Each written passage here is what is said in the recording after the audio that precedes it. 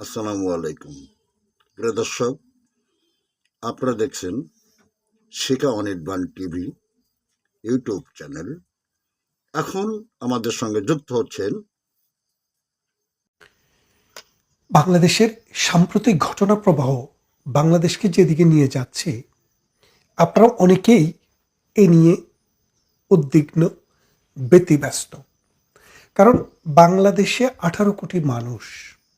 এই যে বিদেশে যাওয়া, England, Europe, America, Australia, Canada, middle east, কতজন মানুষ যেতে পারবে?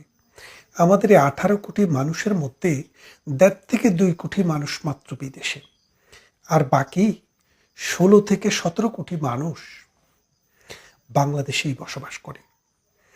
আমাদের যে বাংলাদেশের সাইজ, আপনি যদি খেয়াল করে দেখেন বিশ্ব মানচিত্রে, আমাদের প্রতি বর্গ কিলোমিটার এবং প্রতি 1 বর্গ মাইল অঞ্চলে 3,000-এর অধিক মানুষ বসবাস করে।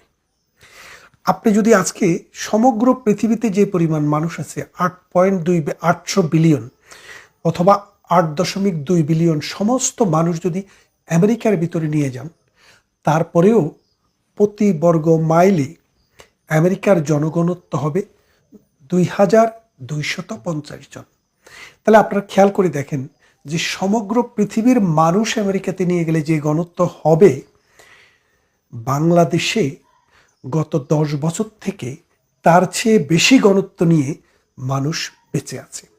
তাহলে আপনি বোঝেন, এই দেশটি চালানো, এই দেশের মানুষকে জীবন পরিবর্তন করা, সভ্যতা, সংস্কৃতি, সাহিত্য, ইতিহাস, ঐতিহ্যগতভাবে তাদেরকে লিটারেট করে তোলা এবং দারিদ্র্যের ক্রশাঘাতে যে নিষ্পেষিত জীবন মানুষের, সে জীবন থেকে বের করে এনে একটা সুস্থ ধারার জীবনে নিয়ে যাওয়া অত সহজ ব্যাপার নয়। আমার বন্ধুদের মধ্যে অনেকেই আছেন, তারা হয়তো সচেতন বা আমার চেয়ে 40 গুণ বেশি সচেতন, কিন্তু রাজনীতির ধারে কাছে নেই। তো তাদের অনেককে বলতে শুনি, রাজনীতিবিদেরা ভালো না, অমুক না, তমুক না। তো আমি পরে আমার একটা প্যাসিভ একটা মানে পরীক্ষণ পদ্ধতি আছে, আমি পরীক্ষা করি আসলে তিনি কি আসলে রাজনীতি করেন নাকি রাজনীতি করেন না। তো আমি তো রাজনৈতিক কর্মী, সারা জীবনে রাজনৈতিক কর্মী, একজন রাজনৈতিক সচেতন মানুষ, এবং পরিচয়টা সবসময় খোলা যে আমি মুক্তিযুদ্ধের সপক্ষের, বাংলাদেশ আওয়ামী লীগের অসাম্প্রদায়িক চেতনার মানুষ। এই মানুষের মূল কাজে হচ্ছে অসাম্প্রদায়িক চেতনা, মুক্তিযুদ্ধের চেতনা এবং মানুষের দেশ গঠন করতে সাহায্য করা। তো আমার বন্ধু বান্ধবদেরকে দেখি, তারা মানে খুব তাত্ত্বিক কথাবার্তা বলেন, কিন্তু পরে খোঁজ খবর করতে করতে দেখি যে আসলে ওনারা আলবদর হওয়ার সুযোগ পাননি, তিনারা লাল বদর হওয়ার কিন্তু সুযোগ পেয়েছেন। তো তিনাদের অনেকেই বড় বড় দার্শনিক তথ্য দেন, আবার কিন্তু ভেতরে ভেতরে বড় রকমের লাল বদরও আছেন। সেই লাল বদরদের এখন আস্তে আস্তে ভেতরের যে মানে আশা, যে আকাঙ্ক্ষা ছিল, সেটা আস্তে আস্তে পড়তে শুরু করেছে। এটা একটা ভালো লক্ষণ, কারণ রাজনীতি থেকে দূরে থেকে নিজেকে সবচেয়ে বড় রাজনীতিবিদ মনে করা, এইসব নিরপেক্ষ মানুষগুলাই আমাদের সমাজটাতে এই এনার্কি তৈরিতে আগুন ঢেলেছে, যার ফলে আজকে সমাজটি বিচ্ছিন্ন হয়ে গেছে। আমাদের যিনি অর্থ মন্ত্রণালয়ের দায়িত্বে আছেন, ব্যাংকিং সেক্টর দেখছেন, তো তিনি আজকে একটি কথা বলছেন। তিনি কি বলছেন? তিনি বলেছেন যে গত কত বছরে বাংলাদেশে 20 থেকে 25 বিলিয়ন টাকা বিদেশে পাচার হয়ে থাকতে পারে। একদম সোজা কথা, ধরেন 20 থেকে 25 বিলিয়ন বলছেন, আমি 25 বিলিয়নটাকেই ধরলাম গত 5 বছরে বাংলাদেশের রাজনীতিবিদেরা বাংলাদেশ থেকে 25 বিলিয়ন টাকা পাচার করেছে। ধরেন আপনি ধরেই নিলেন, তো ধরলাম রাজনীতিবিদ বলতে শুধু আওয়ামী লীগকেই বোঝাচ্ছেন, তাও ধরে নিলাম। প্রতি বছর বাংলাদেশে যদি জিডিপি 7.5% হয় অথবা 7% হয়, তাহলে আমাদের অর্থনীতিতে যে পরিমাণ টাকা যোগ হয়, সেটার পরিমাণ হচ্ছে 400 বিলিয়ন। খেয়াল করে দেখেন, প্রতি বছরে আমাদের অর্থনীতিতে যে টাকা যুক্ত হয়, সেই টাকার পরিমাণ, অর্থাৎ আমাদের সম্পদের যে বৃদ্ধি, সেটার পরিমাণ হচ্ছে বিলিয়ন, যদি সেটা 7% বা তার উপরে হয়। তো গত বছর এবং এই বছরের অর্ধেক, এই 1.5 বছরে বাংলাদেশের অ্যাভারেজ জিডিপি হচ্ছে 3.5%। এখন আপনি যদি 7% হলে আপনার রাষ্ট্রের অর্থনীতিতে যদি 4 বিলিয়ন, মানে 400 বিলিয়ন যদি যুক্ত হয়, সেটি যদি আপনার এই 7% না হইয়া 3.5% হয়, তাহলে সেখানে যুক্ত হচ্ছে 200 বিলিয়ন। তাহলে এখন আপনি প্রতি বছর নেট লস কত? আপনার প্রতি বছরে নেট লস হচ্ছে 200 বিলিয়ন। খেয়াল করে দেখেন, এইরকম যদি 5টি বছরে হয় তাহলে 200 করে 1000 বিলিয়ন। অথচ সরকার দাবি করছে যে 5 বছরে বিদেশে পাচার করা অর্থের পরিমাণ হচ্ছে 20 থেকে 25 বিলিয়ন। এই 20 থেকে 25 বিলিয়ন যদি 1000 বিলিয়ন থেকে বাদ দেন, তাহলেও নিদেন পক্ষে বাংলাদেশ কি পরিমাণ লাভ করে আওয়ামী লীগের মতো রাজনৈতিক শক্তি ক্ষমতায় থাকলে সেটা একটু বোঝার চেষ্টা করেন। এটা আমাদের কথা নয়, তাদের কথা। তাইলে বোঝেন যে বাংলাদেশে যারা বড় বড় লেকচার দেয় যে রাজনীতিবিদেরা কিছুই করতে পারেনি, অথচ এই বাংলাদেশের আদ্যপান্ত গত 53 বছরে একটা পশ্চাৎপদ, যুদ্ধ বিধ্বস্ত, মূর্খ, অশিক্ষিত একটা রাষ্ট্রকে শিক্ষিত মানুষের দেশ, মধ্যম আয়ের মানুষের দেশ, যে মানুষ ওই কয়লা দিয়ে দাঁত পরিষ্কার করত, পরবর্তীতে হুজুরেরা আয়সা ওই কিছু নিমের ডাগ্গা আর খেজুরের ডাগ্গা প্রচলন করেছিলেন, সেখান থেকে মানুষকে টুথপেস্ট এবং ব্রাশে ফিরিয়ে এনেছিল। যেই মানুষ রিক্সা ঠেলতে ঠেলতে জীবন চলে যেত, সে মানুষকে ট্যাক্সি, লেগুনা এবং প্রাইভেট কারে চড়ার সুযোগ করে দিয়েছে, অর্থাৎ নিজে কিনে নয়, ভাড়ায়। এই যে বাংলাদেশের পরিবর্তনটা আমরা দেখেছি ছোটবেলায়, দারিদ্র্যের গভীরতা বাংলাদেশের গ্রামে গঞ্জে, হাটে মাঠে কি পরিমাণে ছিল, সেই দারিদ্র্যের গভীরতা থেকে বাংলাদেশটাকে এই রাজনীতিবিদরাই তুলে এনেছে। আপনারা নোবেল দিয়ে যে লোককে বাংলাদেশে এনে বসিয়েছেন, আপনাদের মধ্যে, আমাদের মধ্যে, অনেকের মধ্যেই একটা হাহাকার ছিল, হায়রে ডক্টর ইউনূসকে বসাইলে নাকি বাংলাদেশটা সুখের স্বর্গ হয়ে যেত, দুনিয়ায় বদলায় ফেলতো, গরিব দেশের মানুষ যে জায়গায় নোবেল পেয়ে ফেলছে। তো তাদের জন্য ডক্টর ইউনূস একটা মডেল সেট করে গেছে, এই দেশটিকে এমন একটা জায়গায় নিয়ে গেছে, এই দেশের অর্থনীতি অর্ধেক নিচে নেমে গেছে,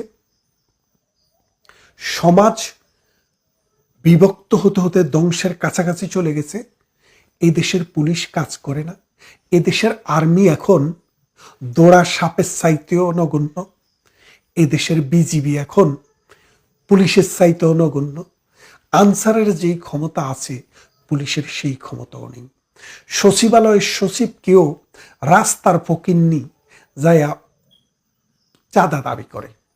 ঠিক এমনি একটা অবস্থায় মবের রাজত্ব, রুল অফ ল বলে যেটুক বাংলাদেশে ছিল, বাংলাদেশের রুল অফ ল এর স্বর্গ ছিল না, কিন্তু যেটুক ছিল সেখান থেকে বাংলাদেশটিকে পথে নামিয়ে দেওয়া হয়েছে।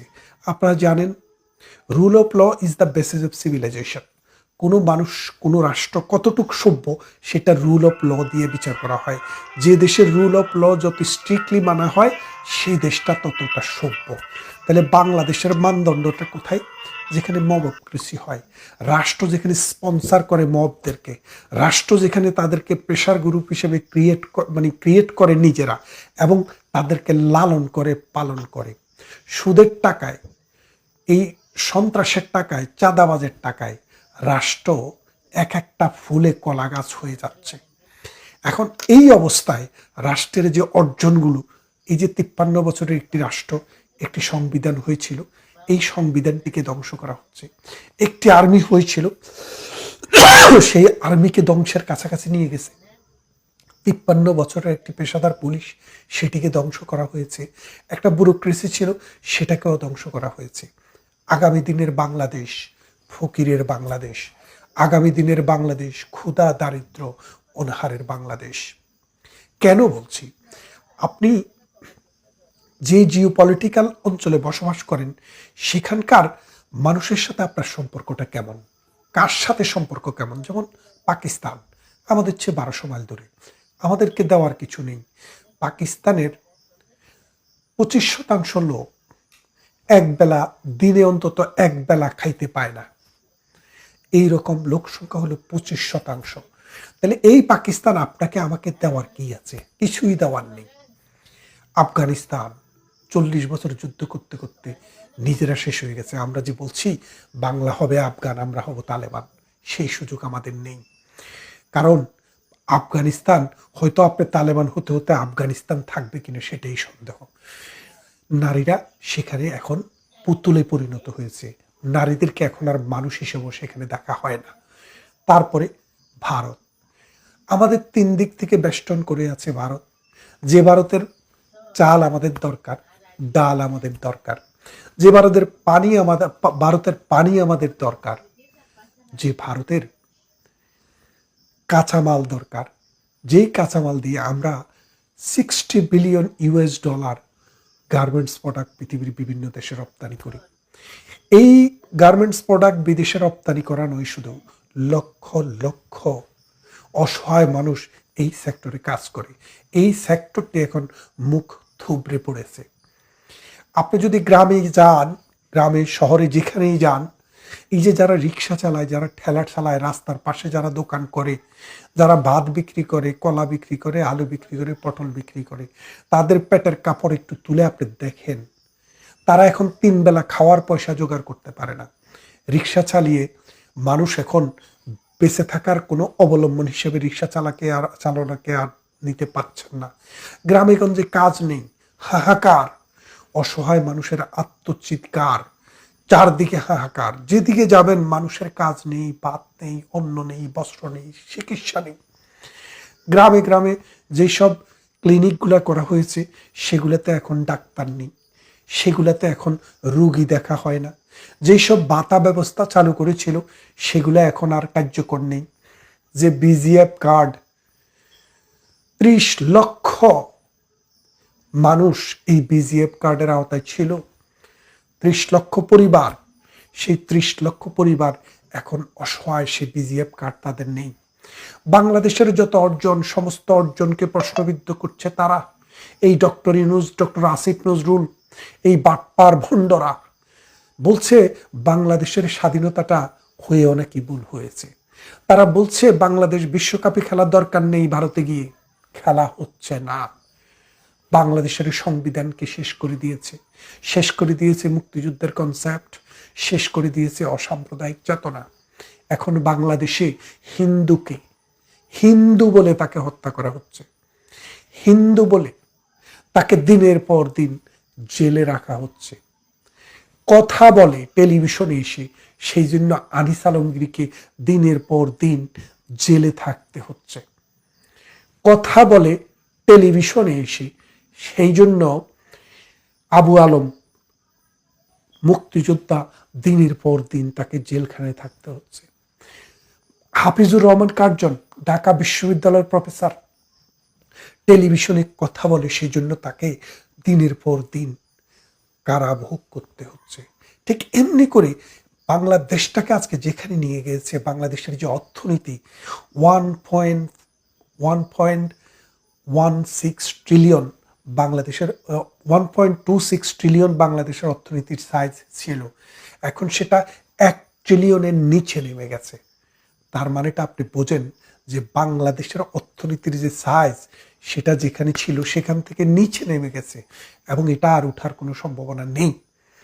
এবং বাংলাদেশে মৌলবাদী চক্র এমনভাবে সাম্প্রদায়িক শক্তিকে এই ডক্টর ইউনূস স্পন্সর করছে, জিন্দা মানুষকে তো হত্যা করছে, মুর্দা মানুষের লাশ তুলে আগুন লাগিয়ে দিচ্ছে, জিন্দা মানুষকে গলায় ফাঁস দিয়ে আগুনে লাগিয়ে দিচ্ছে। দীপু চন্দ্র দাসকে আমরা দেখেছি। ঠিক এমনি করে যদি পুরো বাংলাদেশ দেখেন, 6,000 মানুষকে হত্যা করা হয়েছে বাংলাদেশে এই 5 আগস্টের পর। জাতিসংঘের রিপোর্টে বলেছে 1400 মানুষকে হত্যা করা হয়েছে। সরকার 700 খুঁজে পেয়েছে, বাকি 700 খুঁজে পায়নি। কারণ এই বাকি 700 5 আগস্ট থেকে 8 আগস্ট 15ই আগস্টের মধ্যে হত্যা করা হয়েছে।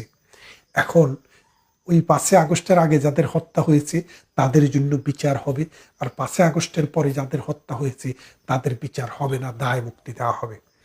এই যে অনাচার, এই যে অবিচার, এই রাষ্ট্র এটা নিতে পারবে না, এই সমাজ এটা নিতে পারবে না।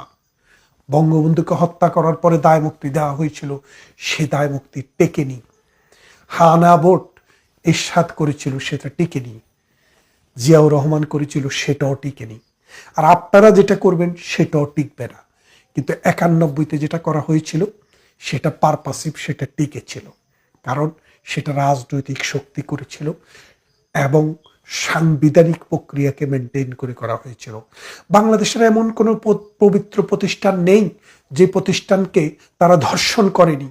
এই হাদিদের মতো ভণ্ডরা, এই হাদিদের মতো কালফিটরা এই দেশকে, এই সমাজকে গালি মুখে তুলে দিয়েছে। এই ভণ্ডদের এই সমাজকে নষ্ট করে ফেলেছে। এই নষ্ট সমাজকে আগামী দিনে কিভাবে আমরা সামনের দিকে নিয়ে যাব মালিক জানেন, আর কেউ জানেন না। কিন্তু আমরা বিশ্বাস করি এই সমাজ, এই রাষ্ট্র যুদ্ধ করে টিকে থাকা একটা দেশ। এ দেশকে বাটপার, চোর, চাচ্ছদের হাতে, সুদী রাজাকার আলবদরদের হাতে আমরা পরাজিত হতে দেব না।